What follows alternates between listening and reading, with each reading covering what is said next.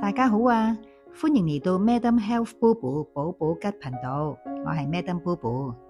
今一集想同大家分享下點樣食營養補充品嘅正確方法。喺開始之前呢，我想聲明一聲，我呢個頻道呢並沒有任何產品嘅贊助，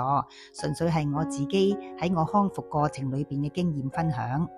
我係一個乾燥綜合症嘅自體免疫病人，由於我對中西藥都敏感，我喺冇藥醫嘅情況之下，我就諮詢過香港嗰一位顧小培博士，佢就教我用營養補充品嘅方法去調理身體，將我嘅病情慢慢康復。咁好多人都話食補充品點解佢哋食完全冇效嘅？點解我食又有效呢？咁我而家咧就想同大家分享一下一啲正確嘅食營養補充品嘅方法。其實單憑食天然嘅營養補充品而達到治病嘅效果咧，有兩大點大家要注意嘅。第一點咧就係嗰個分量嘅問題啦。同一般嘅補充品唔同咧，就個量平時可以食少少，但係當你要治病嗰陣時候咧，你個分量咧係要食得大嘅。咁樣從顧小培嘅指導之下啦，同埋我自己有一位資深嘅營養師朋友，佢嘅指導之下，我對呢一方面咧都有啲知識可以同大家將來咧喺我啲片裏邊咧同大家分享。而第二點要注意嘅咧就係正確嘅食補充品嘅方法。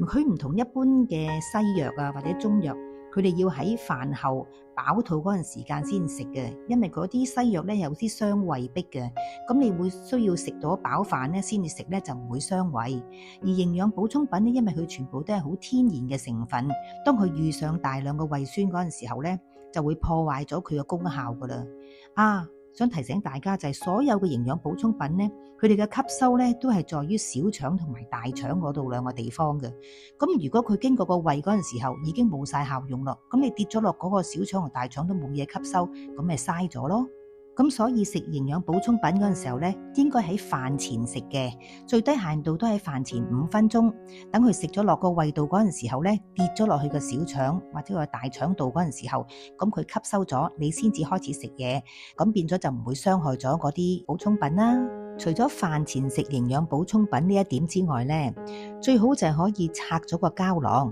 將嗰啲粉咧倒喺一隻杯仔嗰度，用溫水嚟到沖服。點解用溫水服呢個藥粉會比較好呢？因為佢跌咗落個胃度嗰陣時候咧，只要10零秒咧，佢就會離開個胃，然之後就進入呢個小腸，跟住慢慢咧就去個大腸嗰度嘅。再重複一次，係溫水啊，千祈唔好用熱水啊，因為嗰啲熱水咧，佢會破壞咗佢嘅效用噶。大部分嘅營養補充品咧都可以用個粉劑嚟到沖服嘅，咁但係有一隻補充品咧叫丁酸鹽啊 Butyrate， 佢咧真係好臭啊，咁所以咧顧小培博士咧都會建議我哋咧頂唔順嗰隻臭味咧，就擺落去一個膠囊嗰度服用。咁我食完呢啲丁酸鹽膠囊之後咧，我都會等5至10分鐘。咁希望嗰個膠囊咧，你可以離開咗個胃，咁我先至食飯。咁我驚住啲胃酸咧會破壞咗佢嘅功用啊嘛。所以咧總括俾大家，要有效咁樣吸收啲營養嘅補充品咧，最緊要就喺飯前5至10分鐘之前食。食嗰陣時候咧，用溫水嚟到沖服呢啲粉劑，等所有呢啲粉劑咧好成功咁樣進入咗你嘅小腸，等到佢開始吸收，你先至開始食嘢，咁嗰啲胃酸咧就唔會破壞咗佢嘅功效啦。咁你功效係會好好多噶，大家可以試下。咁今日嘅分享咧到呢度啦，喺未來嘅影片咧，我將會繼續介紹我食過邊幾種嘅天然產品啦，佢哋嘅功效啦，同埋佢哋嘅食法。如果你覺得呢條影片對你有幫助嘅，記得 like、subscribe 同埋 share 俾你身邊有需要嘅朋友啊，等更多人可以一齊受惠啊！日日補一補，大家精神好，我哋下條片見，拜拜。